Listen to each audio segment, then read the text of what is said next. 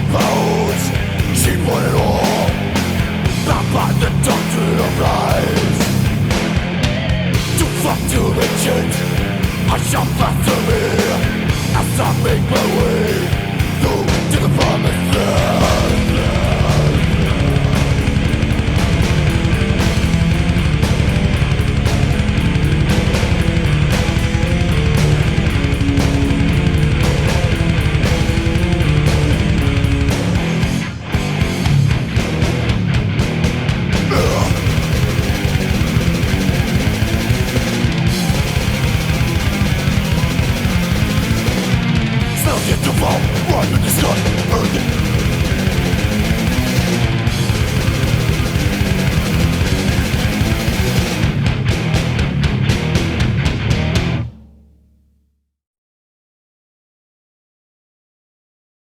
Hello, and hello, Björn, and also hello to our listeners, and welcome to the second episode of the Spirit is a Bone podcast.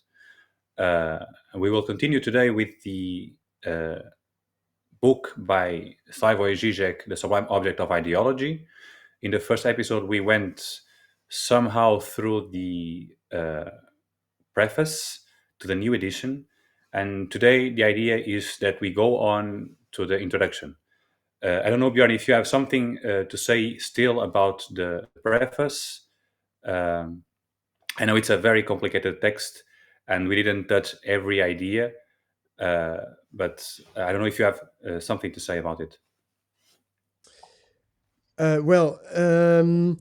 I just also realized that that of course the introduction that we discussed last time, that it's a later addition to the original book, right? So there was a sort of a new edition, I think that happened in the early 2000s or something, and then so the edition that you mostly find on the market is this one. And I in the week before, I was going to the cellar and was digging up the old edition that I have also here. So I think this is the one that is the original. You can also see that the cover has changed radically, and the original has an introduction by Ernesto Laclau. Maybe some listeners will know that there was a sort of fallout between this theoretician Ernesto Laclau and who was very important for the early career of Žižek.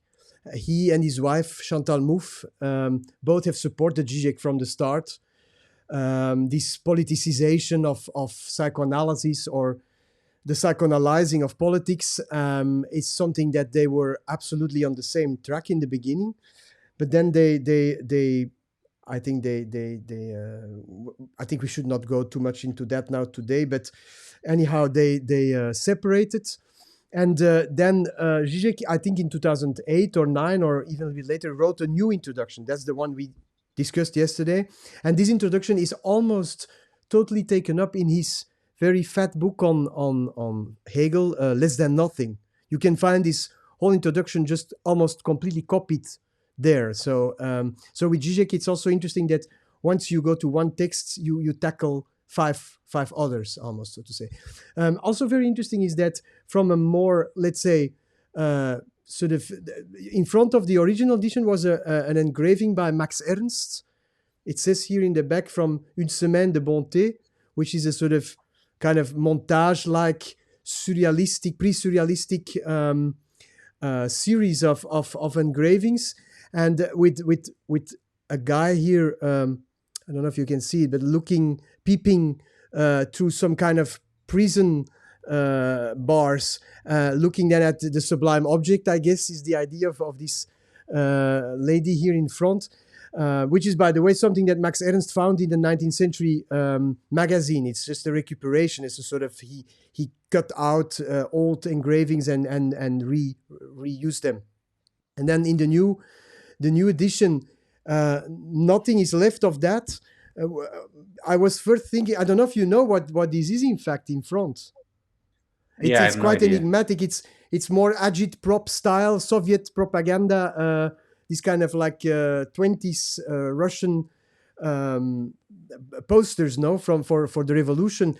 Yeah. But I had a huge flu the last week, and so I have been feverishly contemplating this cover. What's in fact this new cover? Now I see it. It's in fact, I think it's the four chimneys of the Titanic. So you have them here, and so air is coming out, and the air are coming out of the four chimneys. Why? Of course, we discussed last time the. So it's not the. I thought first that these are the bars from the Max Ernst's. So it's a sort of abstraction. We talked a lot about abstraction last week. So I thought what happens from this book to this edition is that it's a sort of making abstract this kind of more kitsch-like Max Ernst. By the way, Max Ernst used this also for a film later in the 50s. I can check it once. I forgot the name of this film, but there is a film directed by Max Ernst where he uses this. He reenacts this engraving. But then in the new edition you get this more abstract cover, and well, my interpretation is that this is just the paradigmatic sublime object that we will still come to in maybe the next episode or something. So is this wreck of the Titanic, which is a sort of the perfect emblem for industrial revolution, incredible, the victory of Western civilization, and then this boat sinks, and people now go with little submarines to the.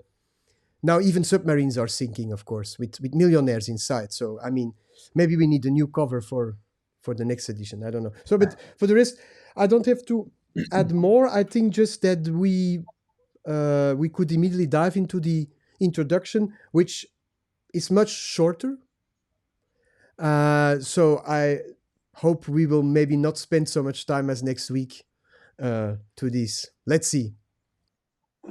Yeah, and you were just not talking about how to interpret this new cover, and it's actually a perfect bridge to the point that starts this introduction, and it has to do with how to approach a subject, and also how to approach a work of art, and it has to do with the four very different approaches, which are at the same time four different ethical positions.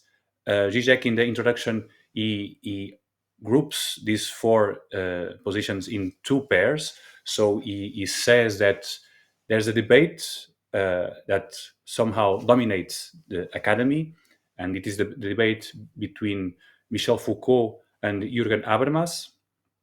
But this debate is there somehow to repress another debate that has been forgotten, and it's a debate between Jacques Lacan and Althusser, the two philosophers who have been somehow repressed or put away.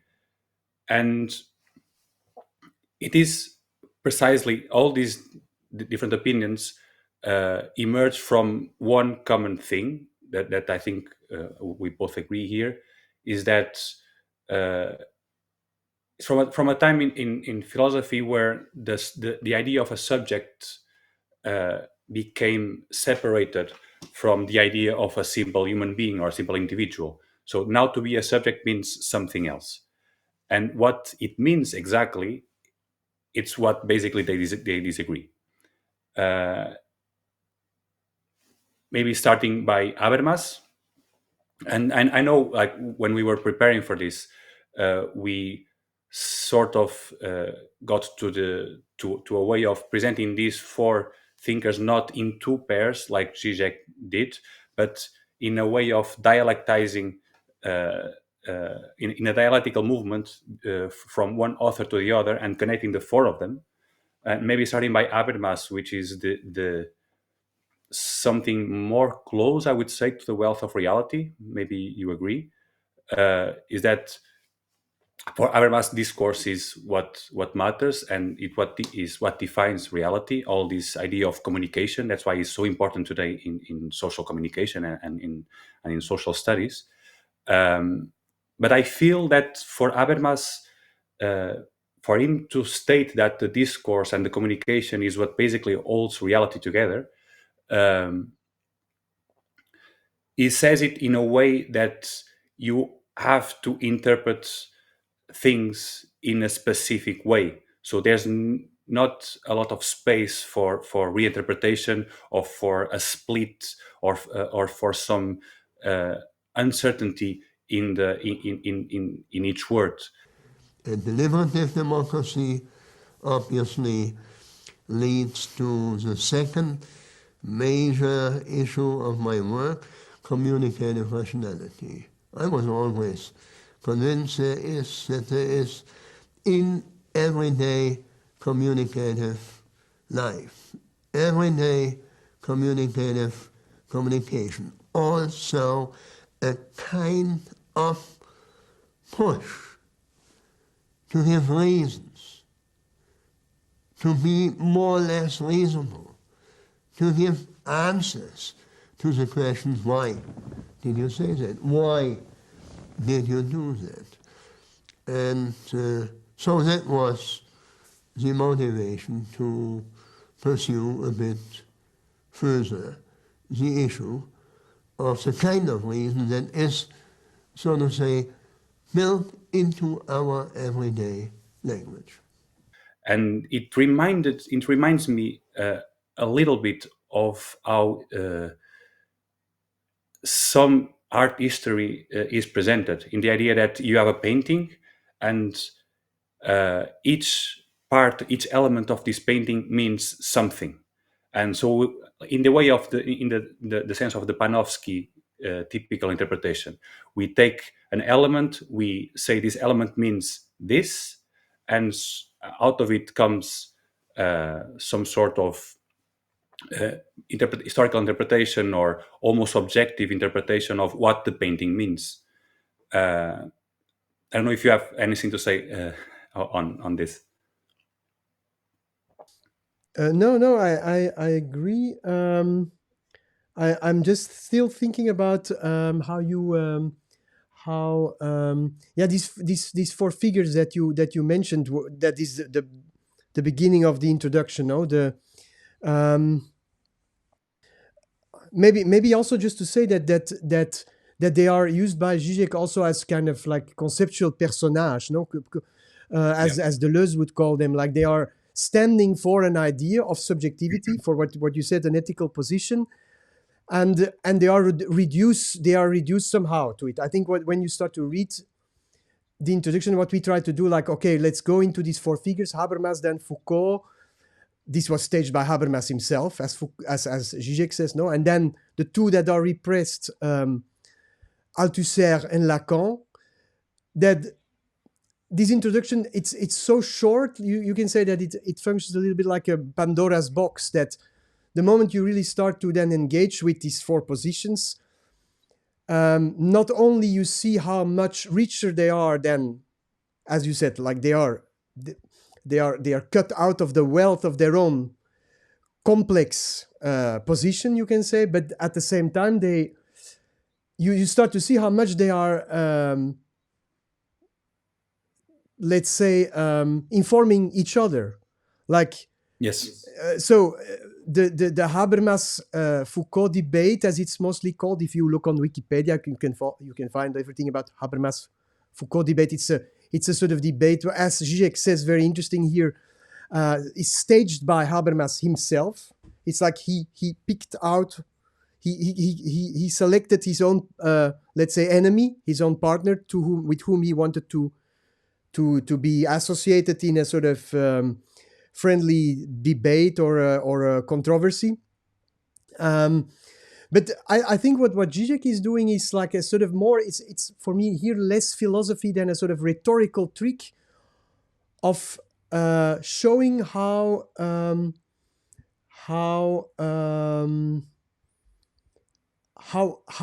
philosophy is itself, let's say, a stage of ideological theatralization and of repression.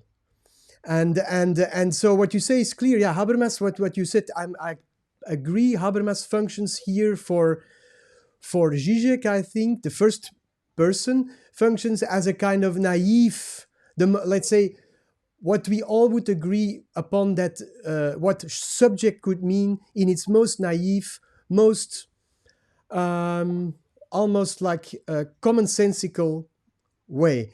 That is not to say that this is not an important way of seeing the subject. This is maybe, like, let's say, the subject of humanism. This is the subject of dialogue. This is the subject of the typical public sphere as the arena of philosophical encounters for Habermas. No, that it's also a positively charged notion. The idea that the subject would be a subject of dialogue and would be also capable of entering and even getting out of a fertile dialogue. I think that's somehow a sort of like almost a kind of like positive and non-traumatic idea that Habermas stands for. It's like almost like an ethical position. It's very clear an ethical position. Like we have to stick to this kind of, let's say, post-war, post-Second World War democratic subject that is capable of going into dialogue with others and so on. And there is this a dialogue which already from the start is a sort of dialogue that succeeds. It's a successful operation, you can say. And so I agree. I think for Žižek, this is it's a perfect position to start with. And what you see now is how slowly this picture of a dialoguing society, I think this is very clear in the times we live in today. How naive such a position becomes, I think, every day today more and more clear, and it insofar it has ever been clear. I think today it's absolutely clear for everybody. That peaceful dialogue, even today, it's mostly a question of hegemony. Like some people decide who will be the peaceful dialoguers here. Like one nice example is how certain forces today would say, like a little bit like this idea also of Pax Romana. You can say we are for peace, but peace is always on the side of a sort of on the side of the victors, of the Romans, let's say. Like in the Pax Romana, you have this idea of a hegemonic peace, which always represses, in fact, the impossibility to even react or revolve against the hegemonic non-use of let's say of war or of resistance, like let's say violent or revolting or whatever you want to call it. So yeah, I agree. Then the idea that he then puts Foucault as maybe you can step to Foucault. I guess you also have to say something about Foucault. Foucault is this. I think when we were preparing, I said in the beginning it looks like there is a huge difference between Habermas and Foucault. Of course, that's also what Habermas himself is staging. But then slowly you see, in fact, that the profile of Foucault in the end is not so far from Habermas, and that it's maybe rather a sort of darkening of this dialoguing position. It's maybe more a kind of almost a rather, let's say, asocial, almost social psychotic version of the crystal clear dialogue that Habermas stands for, and Foucault is rather this what also. It's also interesting that both have this reference to the Renaissance idea of a sort of Renaissance culture of where free humans can speak freely with each other and come to a sort of consensus. I think that's the word here, consensus. But but it's not. It seems that Foucault is not at all interested in consensus as such, rather in self-stylization, self-fashioning, as it's called, and in putting your own position as clear and stylized as possible. Yeah, and you just, before going to Foucault, you just mentioned something that immediately reminded me of the relationship that we establish also with the past, and how it somehow relates to how we see the dead. So you were talking now about the idea of Pax Romana and who has the right to know what's the peaceful dialogue to have. And it is, of course, also the same problem with pre-modernity, because it's the idea that there's something that happened in the past that is not accessible to us, uh, and then who decides what the past means is basically who has the power to do so.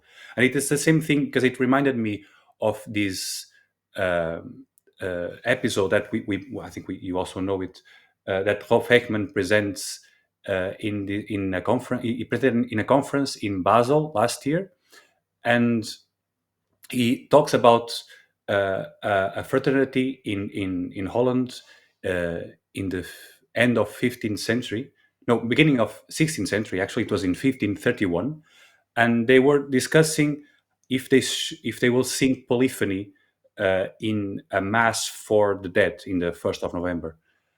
And at some point, there's someone that they try to do polyphony, and apparently most people don't like it.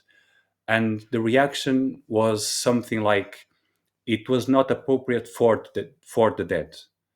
And this kind of statement, it evokes this uncertainty, this who knows what the dead want if they are dead.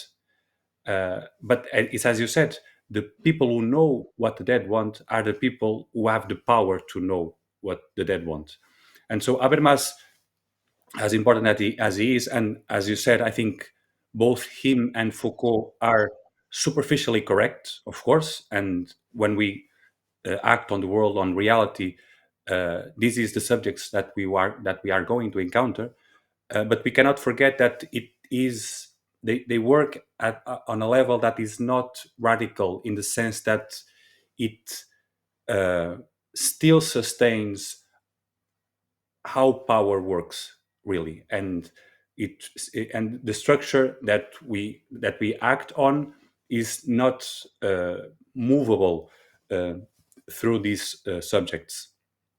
And to Foucault, yes, I think you're right. I think you touched on something there, because when he talks about this self-fashioning, it really reminds you of some sort of search for stability and homeostasis between individual and context.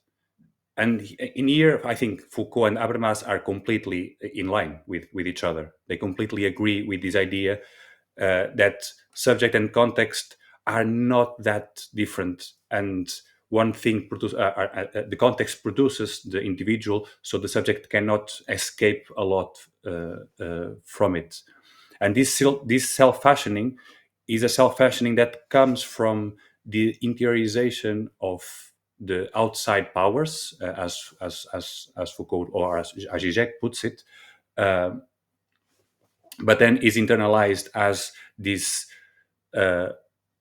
power of the self to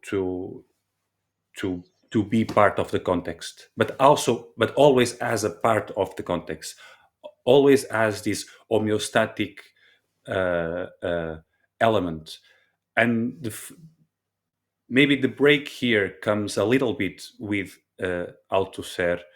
Yeah, maybe just to say something still about Foucault is, of course, that I think that Žižek has selected like one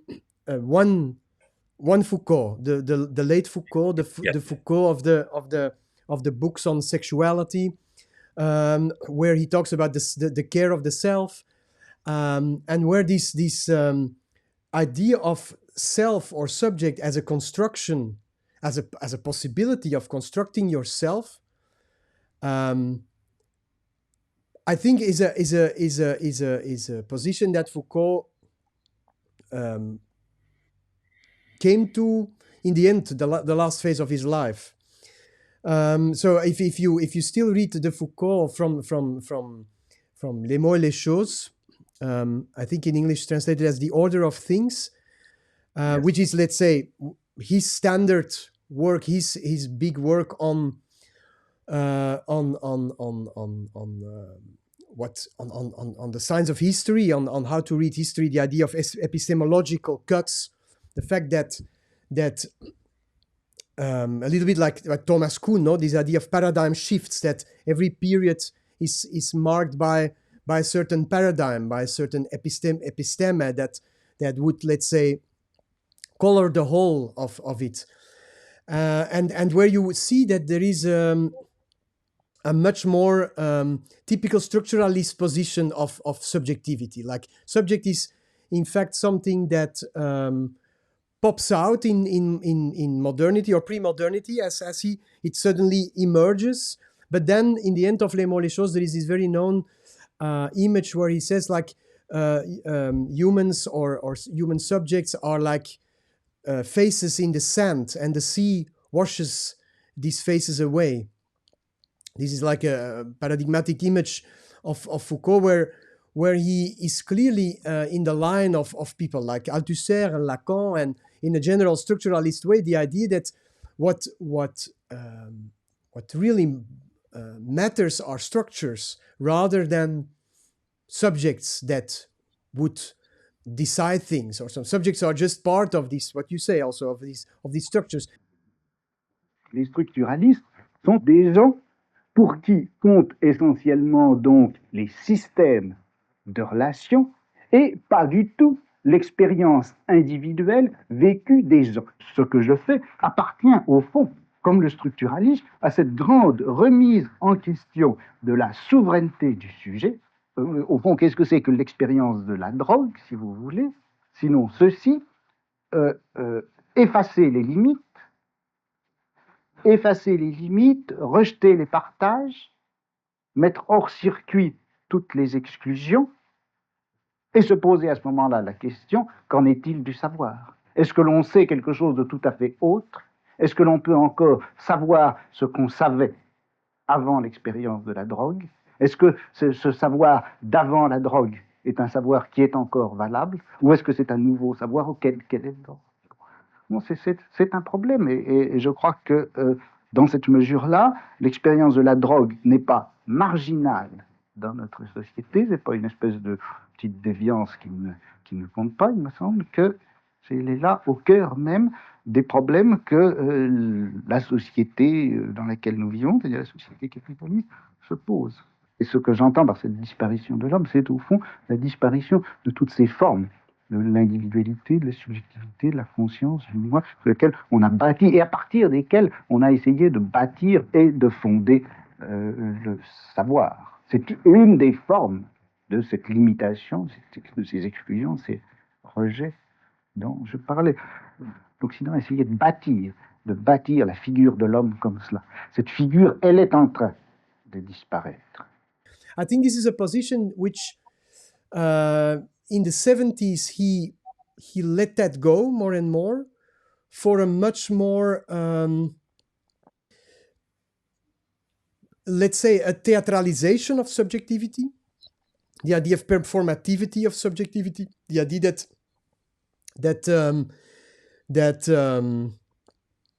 that you could stage your own subject position. And maybe we have to add also still that it is Foucault who has been, as we said already in the previous episode, so important for new historicism, even for new musicology. Yeah. It is this Foucauldian subject, which is it's very, very complicated, because you, as I try to say, is that you cannot really say that there is one type of subject in Foucault, because there is a sort of evolution there.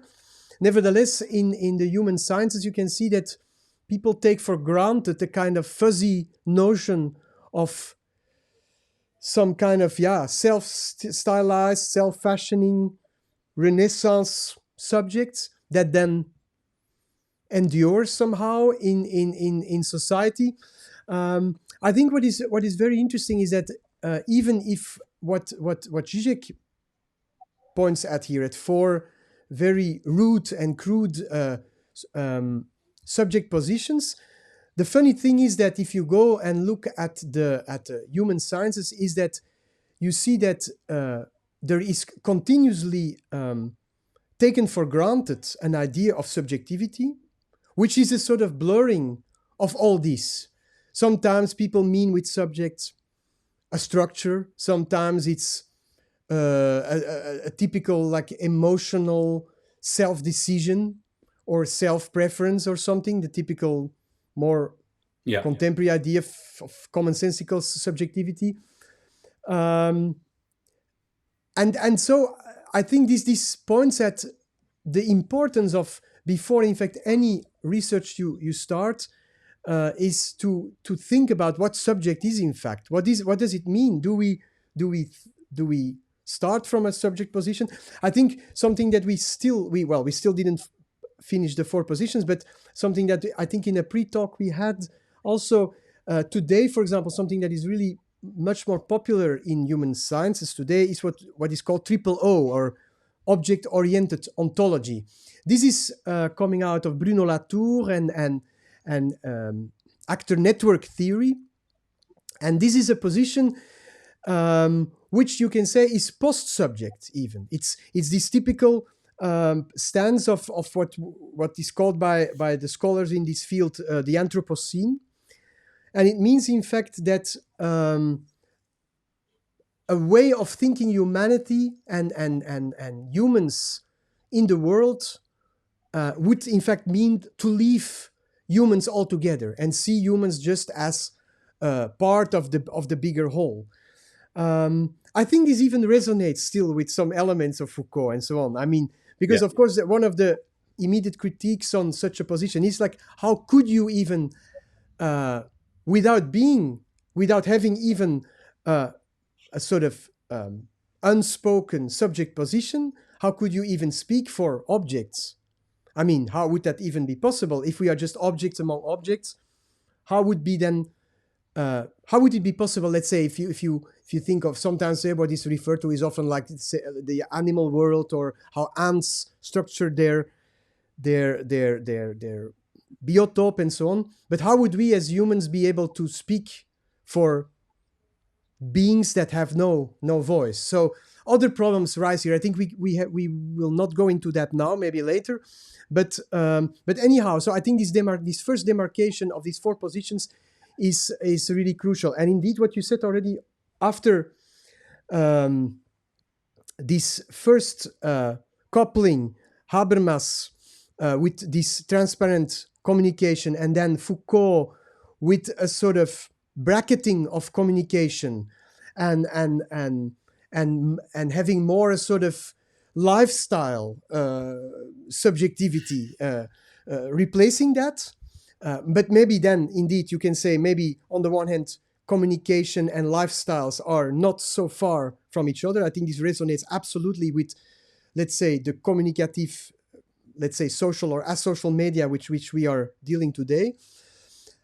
For Žižek, crucial is then what will be beneath the bar, no? What is in fact repressed, because it's a sort of a quatuor where you have still 2 people that are not talked about, namely Althusser and Lacan. And if I see it well, I don't know if you agree, there is a sort of parallelism created by Žižek between the couple Habermas, Foucault, and then under the bar you have Althusser, Lacan. So, and if we, as you say, we need to dialectize maybe also these 4 positions. So you go from Habermas to Foucault, and then you go from Foucault to Althusser, you can say. Maybe we should start to talk something about his 3rd position, the position of Althusser, which I think for Žižek is absolutely crucial.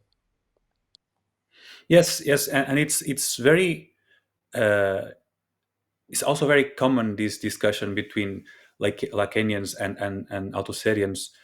Also, in something that we will talk about, I think, in the next episode, it's this idea of the idea that Faller, Robert Faller, I think is called, of the interpassivity, and that is crucial for Žižek, But Fowler is an Althusserian himself, so there's clearly a relationship here much closer than between Lacan and the other two, even if there's also a debate to talk about between Lacan and Foucault. But it is, as you said, just to stress this point, it is quite revealing that this second pair is repressed, because nowadays in academy, what is talked about, the horizon that was established, is an horizon that does not disapprove of Foucault or Habermas. So this debate is in reality a non-debate, and this horizon repressed the other one.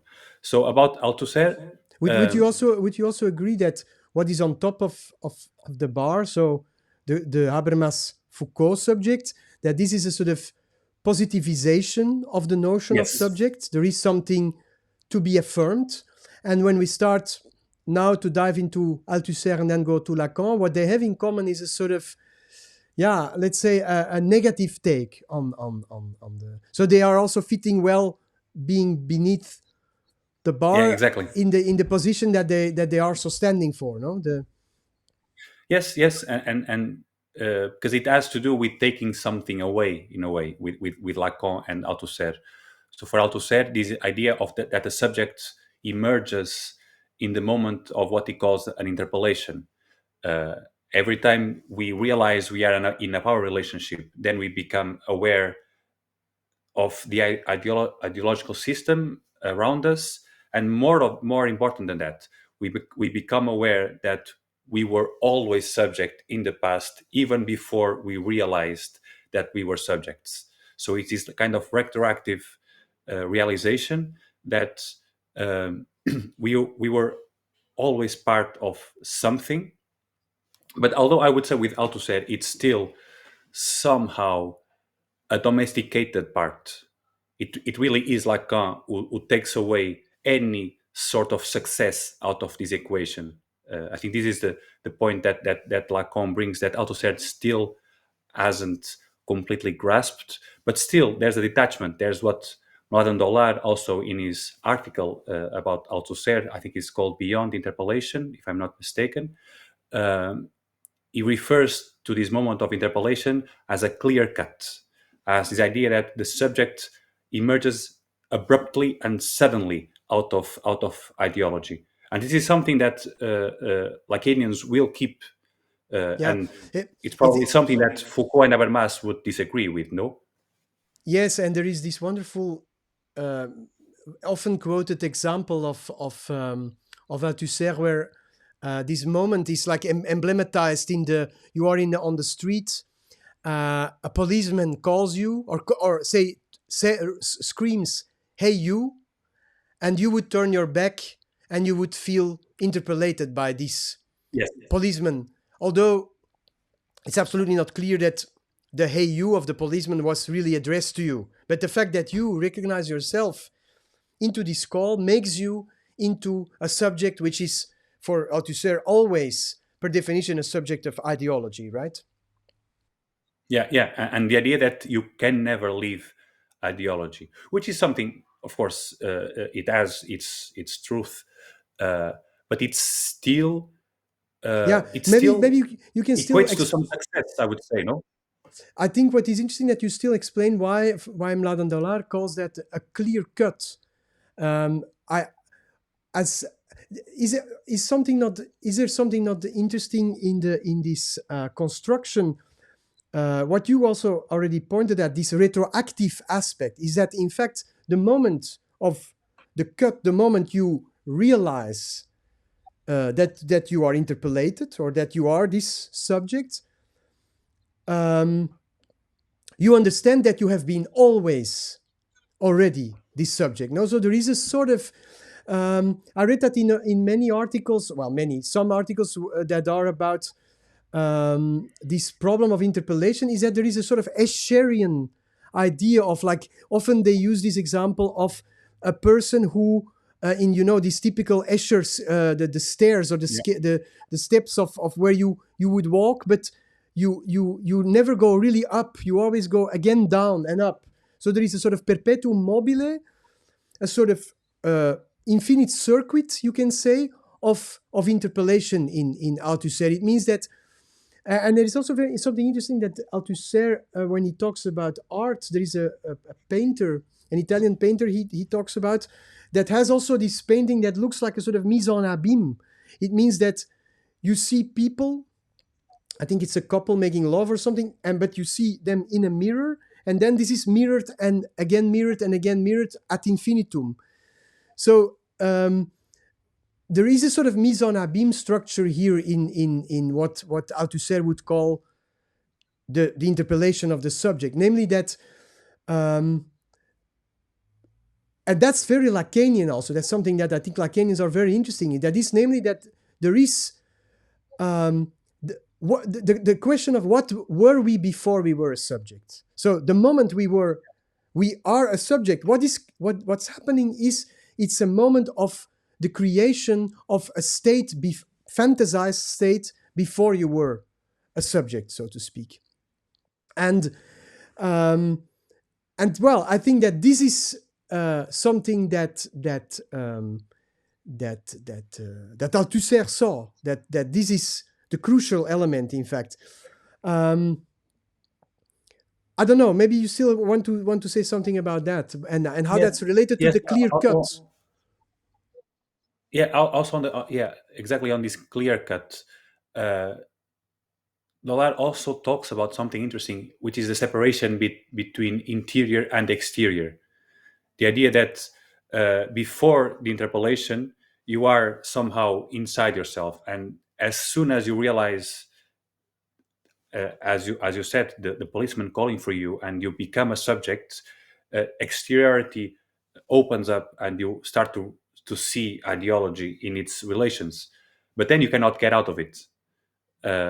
So it's not even clear how do you get back to your interiority. Only, as you said, by fantasizing what you were before the interpellation moment. So there's really a strong separation between interior and exterior that Lacan will of course resolve with a neologism, as it was very common of him, that it takes interiority and exteriority or intimacy and the opposite, and he calls it extimacy. So it's this not a clear cut, but a dirty cut, and this I think is a separation, but keeping, I think this is important, keeping the abrupt, the sudden movement of something changing, of something opening up. But the way they stitch back this opening up, I would say, is the main difference, because I think, as you were pointing out, for Althusser, this clear cut means that you realize your relationships, you realize that you are part of it, and you can never be outside of this.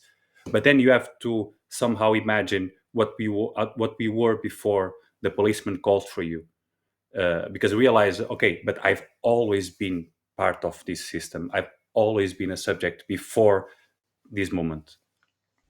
Exactly. Yeah, and what you say is interesting, because I think that there are two elements that I still wanted to point out, is that for the difference between Lacan and Althusser, and let's say where then Lacan parts with Foucault or extends him, you can say, is the fact that for Lacan, subjectivity is never a success, you can say. It's only a success. Well, it's always a success in its failure, you can say. While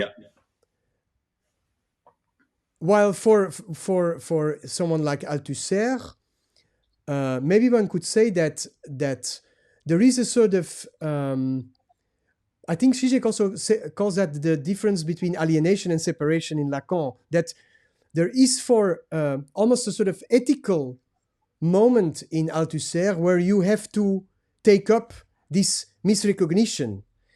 So it's a needed, a necessary misrecognition. You know you are somehow alienated.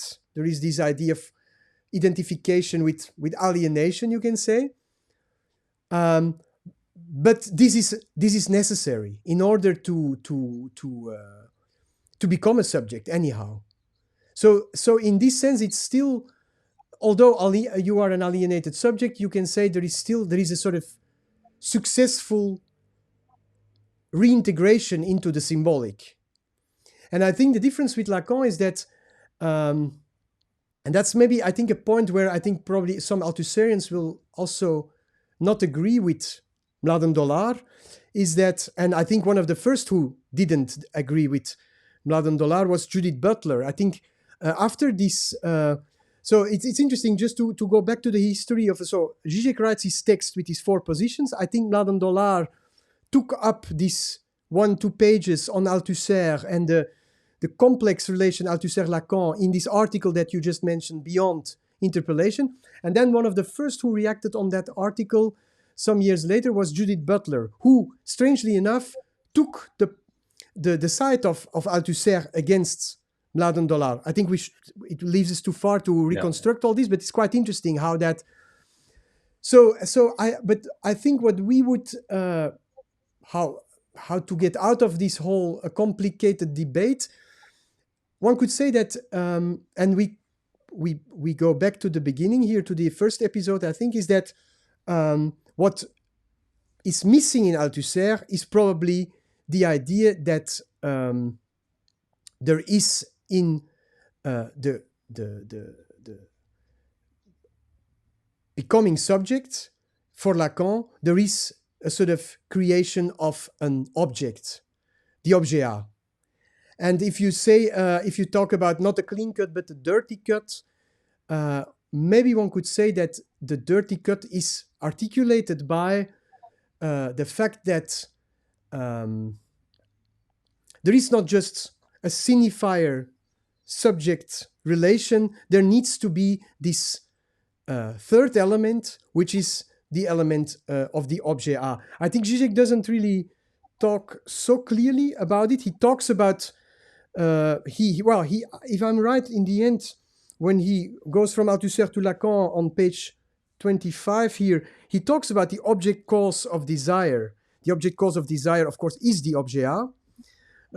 He says here, the famous Lacanian motto, not to give way to way on one's desire, is aimed at the fact that we must not obliterate the distance separating the real from its symbolization. It is this surplus of the real over every symbolization that functions as the object cause of desire. And this surplus of the real, of course, is this objet. To come to terms with this surplus, or more precisely, this leftover, means to acknowledge a fundamental deadlock. And between brackets, Žižek puts here the word antagonism. So it's quite interesting how, for Žižek, to come to terms with this surplus, with this objet A, would mean that you acknowledge a fundamental deadlock. He calls it also a kernel resisting symbolic integration dissolution. And in fact, that's, I think, how he, in a sort of elegant way, goes to the second part of his introduction. So after what he's now going to do, I think, Luís, I think you would agree that then he tries to explain on 2-3 pages what antagonism is about. So after the subject position of these 4 conceptual personages, these 4 philosophers, ending with Lacan and the objet, you get here, in fact, a sort of quick explanation of what the 2 positions could be of dealing with antagonism. And I think he starts to talk about Marxist antagonism, and then he gives, I guess, his own position, which is the post-Marxist position. But funny enough, I like this, we will maybe come to that on the ending. He says that the first real post-Marxist, I don't know if you remember this passage, but he says, was Hegel. And then we of course we come here again to a kind of like a sort of boutade-like statement. which we like also because it points at again at this same kind of anachronism. Hegel suddenly being the corrective of Marx, who always is imagined as being the corrective of Hegel, of course. So, but okay, let's go back to maybe to this beginning of the second part, the idea that we need to understand better antagonism. Yeah, and it's funny that he begins to define it firstly by opposition. It also, I think, it stresses the very impossibility of definition of what he calls it during the text, the impossible real kernel. It is basically what the antagonism that he is worried about or concerned about really is. And of course, you cannot define the impossible real kernel because, by definition, the impossible real kernel is the thing that escapes symbolization. So he goes the other way around, and he starts by defining it by its opposite. And so it of course brings up Marx and this idea that for a Marxist there is one antagonism, which is of course the class struggle, and dealing with this antagonism will eventually end in solving all the other so-called secondary antagonisms. So if you solve the class struggle, you will solve the feminist struggle, you will solve the ecological struggle, you will solve the racial struggle. The idea that this antagonism stands before all others, and of course, if you solve the first one, all others will fall in line and all others will be solved naturally. And post-Marxists have this kind of, they keep the idea of the antagonism, which is really interesting, but they give it somehow a rotating place. So they put first feminist struggle, or first ecological struggle, or first radical struggle, racial struggle, and it's fun that in these post-Marxist positions of essentialism, which is basically what this is all about, is putting one antagonism before all others. This is where I think Žižek finds his own, and the movement he makes under this or through this essentialism is kind of interesting because it puts in the middle of feminist essentialism, ecological essentialism, democratic essentialism, he puts psychoanalytical, in the sense of Lacanian psychoanalysis, psychoanalytical essentialism. And this, I think, is the defining step for Žižek, is that I think we'll talk about this, is how to look for this impossible real kernel. Is the idea for Žižek is that for you to identify with something, you should identify with the very impossibility of identification. And this is what the psychoanalytic essentialism means, is that you stand behind the impossibility of standing behind something that is substantial. And this is, in a way to break away out of the post-Marxist common thinking. Yeah, exactly. But would you then agree that Žižek identifies himself with this post-Marxist position, or? But it's a very special kind of post-Marxist, no?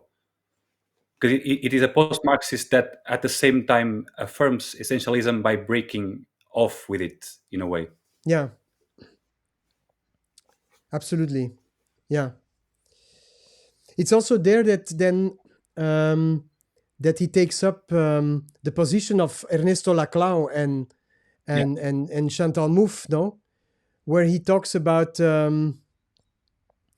he says here, no, that an acknowledgement, the notion of antagonism, an acknowledgement of an original trauma, an impossible kernel which resists symbolization, totalization, symbolic integration. Maybe we still have to to talk about this idea that would you also link that to the idea that he also finds in Hegel of the fact that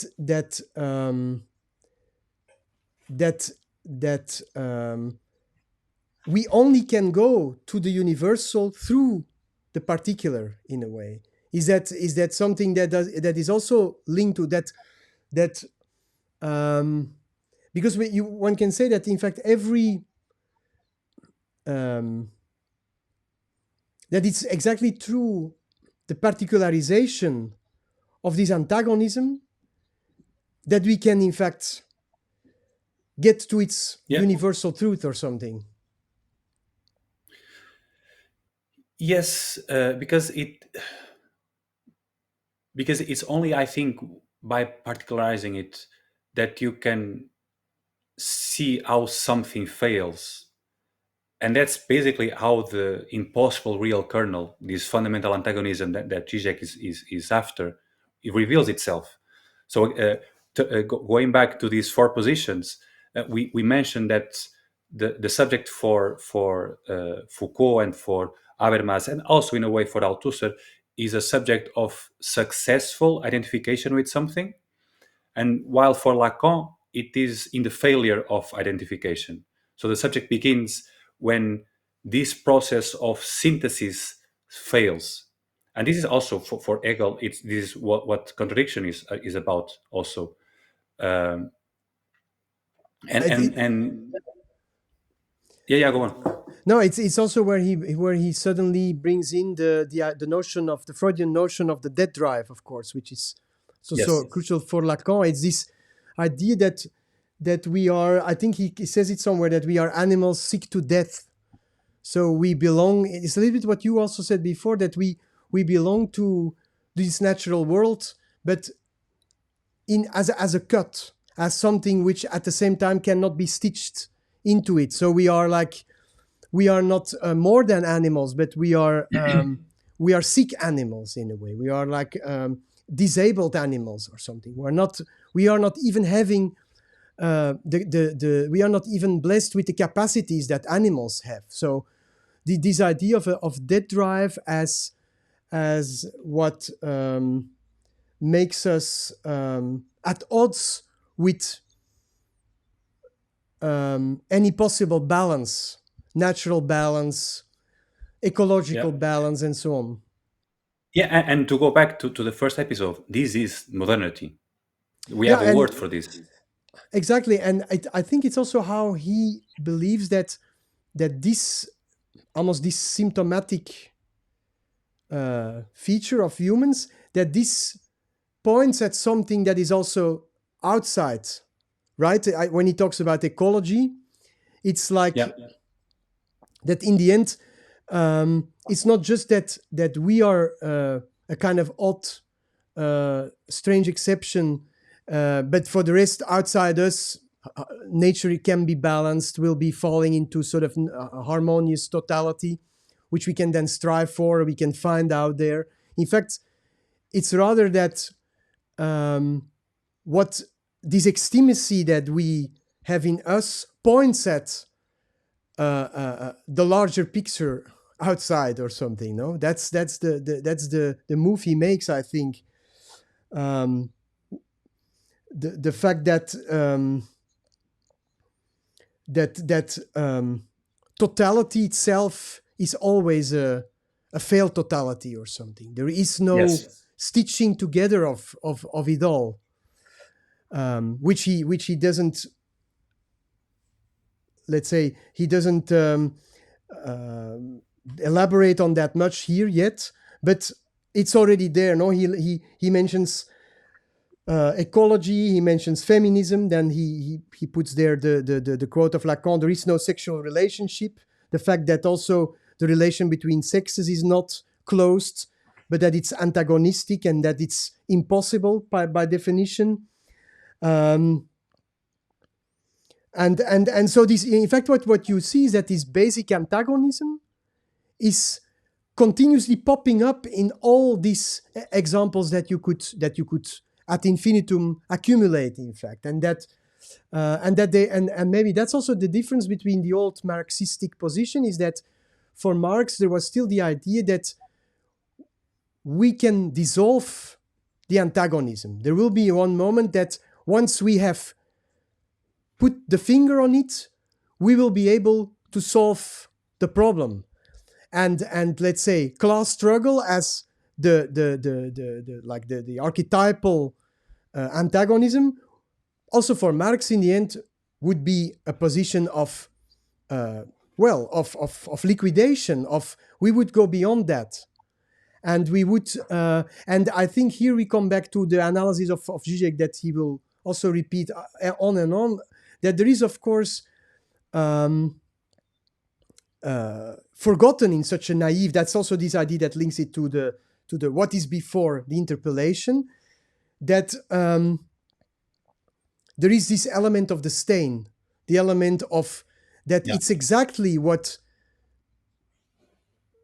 Maybe to say it in a simpler idea is that what is the antagonism exactly? What is it an antagonism between? What are the two parts of the antagonism? Is it one and another one, or is it one and zero? Is it one and the abyss? The antagonism itself it's in fact, it's not an antagonism between two equal things, equal beings. The antagonism is a sort of fundamental antagonism. It means that it reflects what Lacan would call the split subject. We are split between what and what. I think here, that's the fundamental antagonism. That what are we split between? I don't know if you agree that there is the complexity of understanding what a split is, in fact. Yeah, it's also taking up this idea that Hegel is the post-Marxist. And Žižek at some point says that the absolute knowledge, the big concept for Hegel, itself is nothing but the name for the acknowledgement of a certain radical loss. And this is the antagonism that Žižek defines as the impossible real kernel, and which is incredibly difficult to put a finger on exactly, because how do you define something that even fails language? It's exactly. It's this confrontation with a void, with a tension that is impossible to sort out, to resolve to either side, and this is to stress Žižek's point. This is what doing history is all about. Is that culture, the way culture evolves, is through failed attempts at solving this fundamental antagonism. That's basically the history of man and history of art is successive ways and successive failed attempts. I think the failure here is important. Successive failure attempts to resolve, to confront and to resolve this antagonism, and the way the failure happens is culture. And this, of course, reminds me, and I was also this week reading about it in Seminar 13 when Lacan confronts Foucault, who was in the audience, and he asks him something like, do you believe or not believe that what we are dealing with today and in the past is the same structural problem? And this structural problem is the fundamental antagonism that Žižek means. The idea that independently, if we are talking about the human beings on the Renaissance or on the Baroque or today, we are all confronted with the human condition in the very end. It's with the split subject that Lacan talks about, or this radical loss that Hegel talks about. I think that there are names for the same thing. And and I love this idea that history is basically a way of noting how these attempts at resolving it fail. And this is, I think, just to stitch back to the last episode, this is why we say that we have always been modern. Because to be modern is to be confronted with the radical loss. Yeah, exactly. I completely agree. It's interesting that